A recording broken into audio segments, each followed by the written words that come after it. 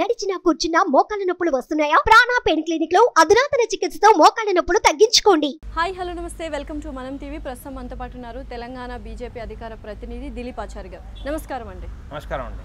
అసలు కొత్తగా కొన్ని వార్తలు వస్తున్నాయి, ఎంతవరకు వాస్తవం అనేది మీరు చెప్పాలి. ముందుగా హరీష్ రావు గారి గురించి మాట్లాడుకున్నట్లయితే 11 మంది ఎమ్మెల్యేలు ఆయనతో పాటు కలిసి బీజేపీలో చేరుతున్నట్టు కొన్ని ఊహాగానాలు, విశ్వసనీయ వర్గాలు కొంతమంది సమాచారం ఇస్తున్నారు. అది ఎంతవరకు కరెక్ట్? అండ్ 2029 నాటికి మళ్ళీ బీజేపీ వచ్చే అవకాశాలు ఉన్నాయి కాబట్టి ఆయన అటువైపు మల్లుతున్నట్టు చూస్తున్నారు. అండ్ కేవలం ఇక్కడ తెలంగాణలో 2029లో బీజేపీకి కాంగ్రెస్కి మాత్రమే పోటీ ఉండబోతోంది, ఇంకా మిగతా వాళ్ళ బీఆర్ఎస్ అనేది ఉనికి లేకుండా పోతుంది అని కూడా కొంతమంది అంటున్నారు. దీనికి యాజ్ బీయింగ్ బీజేపీ అధికార ప్రతినిధి ఇన్ తెలంగాణ ఏమంటారు? ఇప్పుడు వాస్తవంగా మీరు అడిగిన క్వశ్చన్ చాలా సత్యానికి దగ్గరగా ఉన్న అంశం. ఎందుకనంటే ఈరోజు భారతీయ జనతా పార్టీ చెప్తున్నది, ఈరోజు తెలంగాణలో జరుగుతున్నది కూడా అదే విధంగా పోకడ కనిపిస్తూ ఉంది. ఎందుకు అని అంటే తెలంగాణ లోపల బీఆర్ఎస్ పార్టీ ఆవశ్యకత లేదు అని చెప్పి మా రాష్ట్ర అధ్యక్షుడు కూడా చెప్పిండు.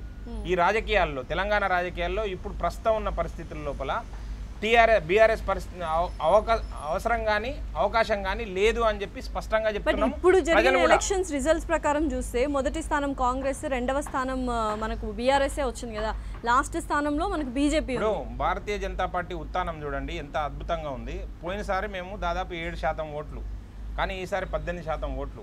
పోయినసారి ఒక ఎమ్మెల్యే సీటు, ఈ రోజు 8. అలా చూసుకున్నా నెక్స్ట్ దానికి 36% వస్తుంది కదా 2029. మా టార్గెట్ 35% ఓట్లు.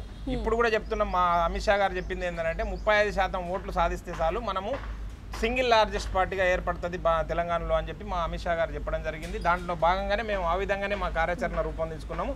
మేము ఎందుకు చెప్తా ఉన్నామని అంటే దేశ రాజకీయాల్లో ఇప్పుడు రెండు వర్గాలుగా పార్టీలు ఏర్పడ్డాయి. ఒకటి ఇండి గఠబంధన్, లేదనుకుంటే భారతీయ జనతా పార్టీ ఆధ్వర్యంలో ఎన్డీఏ పార్టీలు ఉన్నాయి. కనుక ఇప్పుడు ఏ గఠబంధన్లో లేకుండా ఉండే పార్టీ బీఆర్ఎస్ పార్టీ. ఇంకొకటి ఏంటంటే ఇప్పుడు రాబోయే ఎన్నికల లోపల, పార్లమెంట్ ఎన్నికల లోపల నీకు బీఆర్ఎస్కు ఓటేస్తే జరిగే లాభం ఏంది మాకు అని చెప్పి ఖచ్చితంగా క్వశ్చన్ వస్తుంది. ఒకవేళ కాంగ్రెస్ పార్టీకి వేస్తే కాంగ్రెస్ అధికారంలోకి వస్తుందేమో, రాహుల్ గాంధీ ప్రధానమంత్రి అవుతాడేమో అనే ఆలోచన ఉంటుంది. భారతీయ జనతా పార్టీ ఎట్లాగో అధికారం ఉంది, మూడోసారి మళ్ళీ అధికారంలోకి వస్తుంది, మోడీ గారు ప్రధానమంత్రి కావాలని చెప్పి ఓటేస్తారు. కానీ టీఆర్ఎస్కు ఓటేయడం వల్ల లాభం ఏంటి అని చెప్పి వారు ఆలోచన చేసుకుంటారు కదా. కనుక విఘ్నులైన ఓటర్లు ఖచ్చితంగా ఈరోజు రెండే పార్టీల వైపు చూస్తున్నారు, అది భారతీయ జనతా పార్టీ, కాంగ్రెస్ పార్టీ. కనుక బీఆర్ఎస్ పార్టీలో గారిని మర్చిపోయి బీఆర్ఎస్ పార్టీని కూడా మర్చిపోయి బీజేపీ వైపు చూస్తున్నారు ఈ టైంలో అంటారు. డెఫినెట్లీ చూసిండ్రు, ఆల్రెడీ చూస్తూనే ఉన్నారు. ఈ పరిస్థితుల లోపల తమ రాజకీయ ప్రాబల్యం కూడా నిలుపుకోవాలని చెప్పి ఆ రాజకీయ పార్టీలో ఉన్న నాయకులు కూడా అనుకుంటారు. సహజంగా హరీష్ రావు గారు ఖచ్చితంగా అనుకోవడానికి అవకాశం ఉంటుంది. ఎందుకంటే అతనికి వయసు ఉంది, అవకాశం ఉంది అని చెప్పి భారతీయ జనతా పార్టీలో పోతే నాకు ఎలివేషన్ వస్తుంది, నేను ఖచ్చితంగా ఇంకొక పెద్ద లీడర్ని అయితే పెద్ద స్థాయికి పోతా అని చెప్పి అనుకునే అవకాశం ఉంటుంది. కాబట్టి ఖచ్చితంగా ఆయన వెనుక ఒక వర్గం ఉన్నది, దాదాపు 15-20 మంది ఎమ్మెల్యేలు ఉన్నారు అని చెప్తా ఉన్నారు. వారు భారతీయ జనతా పార్టీ వైపు ఆలోచన చేస్తున్నారని చెప్తున్నారు. ఇప్పుడు కాకుండా కనీసం ఎంపీ ఎలక్షన్ల తర్వాతనైనా ఖచ్చితంగా ఒక రాజకీయ పునరేకీకరణ జరుగుతుంది తెలంగాణలో. దాంట్లో భాగంగానే భారతీయ జనతా పార్టీ బలపడడానికి అవకాశం ఉంటుంది. వచ్చే 2029 ఎన్నికల లోపల మీరు అన్నట్టు భారతీయ జనతా పార్టీ, కాంగ్రెస్ పార్టీ పోటీలో ఉంటుంది, బీఆర్ఎస్ పార్టీ 0 స్థాయికి వెళ్ళిపోతుంది. కనుక అప్పుడు ఖచ్చితంగా భారతీయ జనతా పార్టీ అధికారంలోకి రావడానికి అవకాశం ఉంటుంది. ఇవన్నీ ఊహాగానాలు, ఊహల్లో జరిగేలాగే కనిపిస్తున్నాయి. ఎందుకంటే ప్రస్తుతానికి ఓన్లీ ఉన్నది 2 పార్టీలు, తెలంగాణలో కాంగ్రెస్ పార్టీ ఒకటి, బీఆర్ఎస్ పార్టీ ఒకటి. సో విస్తృతంగా ప్రతిపక్షమైనా సరే, ప్రతిపక్షం ఒక హోదా ఉంది అంటే అది బీఆర్ఎస్ పార్టీకే ఉంది. కేటీఆర్ గారే మాట్లాడుతున్నారు, అందరికీ తెలిసిన విషయమే. అటువంటిది ఈ 5 ఏళ్లలో 2029 నాటికి ఓన్లీ బీజేపీ మాత్రమే ఉంటుంది, ఓన్లీ కాంగ్రెస్ మాత్రమే ఉంటుంది అంటే అది అతిశయోక్త, లేకపోతే నిజంగా భారతీయ జనతా పార్టీ కార్యాచరణ ఆ విధంగా ఉంటుంది. ప్రజలు కూడా అటువంటి విశ్వాసం వస్తారు. ఎందుకంటే నరేంద్ర మోడీ గారి నాయకత్వం ఒకవైపు, భారతీయ జనతా పార్టీ కార్యాచరణ ఒకవైపు. మీరు పోయిన అంతకుముందు 2009 ఎన్నికల లోపల త్రిపుర లోపల 2% ఓట్లు, ఒక ఎమ్మెల్యే కూడా లేడు.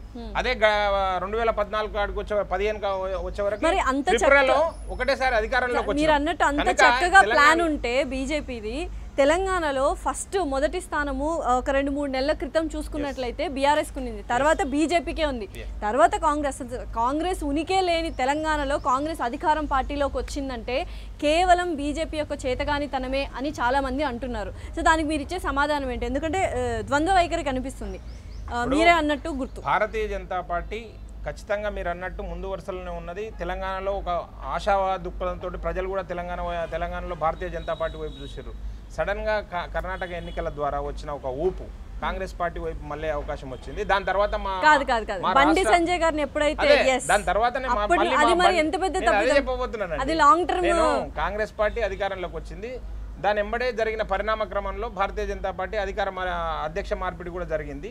కనుక ఈ 2 కార్యక్రమాల ద్వారా దాని తర్వాత కవితను అరెస్ట్ చేస్తున్నారు లిక్కర్ కేసులో అని చెప్పి ఒక విస్తృతమైన ప్రచారము, దాని తర్వాత ఎలాంటి చర్యలు లేకపోవడం వల్ల భారతీయ జనతా పార్టీ ఖచ్చితంగా వెనుకబడిన మాట వాస్తవం. దానికి తోడు ఒక దుష్ప్రచారం జరిగింది. బీఆర్ఎస్ పార్టీ బీజేపీ ఒకటే అని చెప్పి, ప్రత్యామ్నాయం కాదు వీరు ఒకటే అని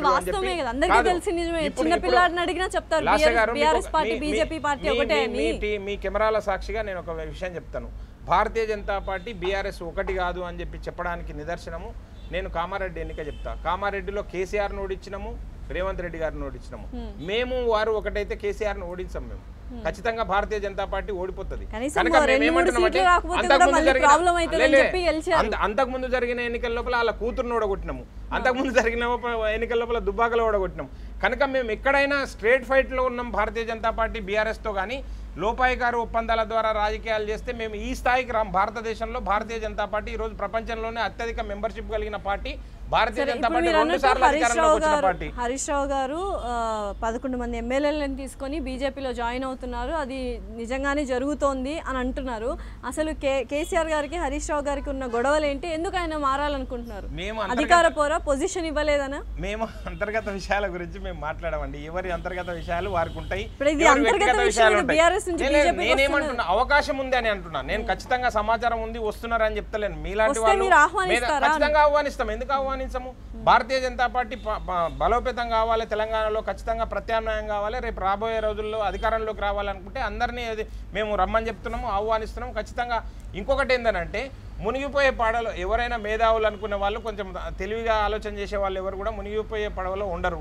ఈరోజు బీఆర్ఎస్ పార్టీ మునిగిపోయే పడవ, సింకింగ్ షిప్లో ఎందుకుంటారండి? ఖచ్చితంగా వారు దారి చూసుకుంటారు, ఒడ్డు చూసుకుంటారు, తీరం చూసుకుంటారు. ఆ తీరం భారతీయ జనతా పార్టీగా కనిపించడంలో అతిశయోక్తి లేదు ఖచ్చితంగా. ఎందుకనంటే రాబోయే రోజుల్లో ఈ కాంగ్రెస్ పార్టీ ఇచ్చిన 6 గ్యారంటీలు కానీ లేకుంటే మిగతా అలవి కాని హామీలు ఏవైతే ఉన్నాయో అవి ఎట్లాగూ ఆల్రెడీ స్టార్ట్ చేసేసారు కదా. ఇంకా 100 రోజులు ఉంది. 100 రోజులు అయిన తర్వాత మీరు మాట్లాడాలి. కాంగ్రెస్ పార్టీ ఇచ్చిన హామీలు ప్రతి ఒక్కటి అమలు కావాలని మనస్ఫూర్తిగా కోరుకుంటున్నాము. కోరుకుంటున్నట్లు లేదు, అలవి కాని హామీలు అని ఎందుకు అంటున్నామని అంటే, ఇప్పుడు పక్కన కాంగ్రెస్ పాలిత రాష్ట్రం కర్ణాటకలో చూసినాము. వాళ్ళు ఇచ్చిన హామీలు ఏవి కూడా అన్ని అడిషన్స్ ద్వారానే జరుగుతూ ఉన్నాయి, కానీ ఏవి కూడా పక్కగా అమలు కావట్లేదు. కాబట్టి మాకు ఒక డౌట్ ఉంది.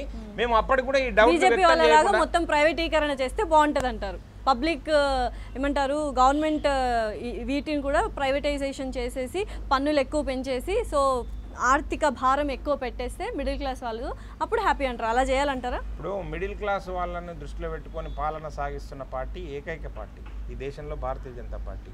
మిడిల్ క్లాస్ ను దృష్టిలో పెట్టుకొని అన్ని కార్యక్రమాలు. సరే, డిమానిటైజేషన్ వచ్చినప్పుడు ధనికులు చాలా హ్యాపీగా కోట్ల రూపాయలు మార్పిడి చేసుకున్నారు. 1000 రూపాయలు 2000 మార్పు చేసుకోవాలనుకున్న వాళ్ళు గంటల తరబడి క్యూలో ఆ రోజు బ్యాంకుల చుట్టూ నిలబడ్డారు. చనిపోయిన సంగతులు కూడా చూసాము. మేము అన్ని చెప్తూనే ఉన్నామండి. సో డిమానిటైజేషన్ జరిగింది కేవలం ధనికుల కోసం కాదు, మధ్యతరగతి వాళ్ళకి వేటు వేయడానికి. అండ్ GST 18% పెంచారు, గ్యాస్ సిలిండర్ ధర పెంచేస్తున్నారు. అండ్ అదానీ గ్రూప్ గురించి ఇంకా చెప్పక్కర్లేదు, దాని మాటే ఎత్తరు ఎవరు. సో చెప్పండి మీరు. లాస్య గారు, నిన్నటికి నిన్న 2 రోజుల క్రితం అదానీ ప్రతినిధి బృందం వచ్చి 4300 కోట్ల రూపాయల పెట్టుబడులు పెడితే వాళ్ళకి రెడ్ కార్పెట్ పెట్టి ఎయిర్పోర్ట్ పోయి మంత్రుల బృందం పోయి స్వాగతించి అదానీ గ్రూప్ను తీసుకొని వచ్చి రేవంత్ రెడ్డి గారి ఇంట్లో కూర్చోబెట్టి వారితో కరచాలం చేయించి, అదానీ గ్రూప్ అనే అతని మీకు అర్థమైతే లేదు. అదానీ గ్రూప్ను ఎంట్రీ కానియొద్దు కదండి తెలంగాణ లోపలికి. ఎందుకంటే కాంగ్రెస్ ప్రభుత్వం అదానీ గ్రూప్ పైన పొద్దున లేస్తే సాయంత్రం వరకు ఆరోపణల మీద ఆరోపణలు చేస్తున్నారు. నరేంద్ర మోడీ గారి అలాంటి అదానీ గ్రూప్ తెలంగాణకి ఎందుకు వచ్చింది అని అడుగుతున్నా నేను. పెట్టుబడులు పెట్టడానికి అంటే తెలంగాణలో పెడితే పెట్టుబడులు, బేటా రాజస్థాన్ లో పెడితే పెట్టుబడులు కావా, తెలంగాణలో పెడితే పెట్టుబడులు, లేకుంటే మధ్యప్రదేశ్ లో పెడితే పెట్టుబడులు కావా, ఉత్తరప్రదేశ్ లో పెడితే పెట్టుబడులు కావా? గుజరాత్ మోడల్ ఏమనుకుంటలేము, మనం భారతదేశం మోడల్ కావాలనుకుంటున్నాము. నరేంద్ర మోడీ గారు గుజరాత్ మోడల్ ఉండాలని అనుకుంటలేడు. నరేంద్ర మోడీ గారు ప్రపంచానికి భారతదేశం మోడల్ కావాలనుకుంటున్నాడు. ఆ దిశగా అడుగులు పడతా ఉన్నాయి. మీరేమి శశబిషలు లేకుండా ఆలోచన చేయండి. మాకు ఖచ్చితమైన ఒక కార్యాచరణ ప్రణాళిక ఉంది. ఆ ప్రణాళిక ప్రకారము ఖచ్చితంగా రాబోయే రోజుల్లో భారతదేశం 3వ అతిపెద్ద ఆర్థిక వ్యవస్థగా ఎదగబోతుంది. 11వ ఆర్థిక వ్యవస్థ నుంచి 5వ ఆర్థిక వ్యవస్థకు వచ్చినాం 10 సంవత్సరాల లోపల.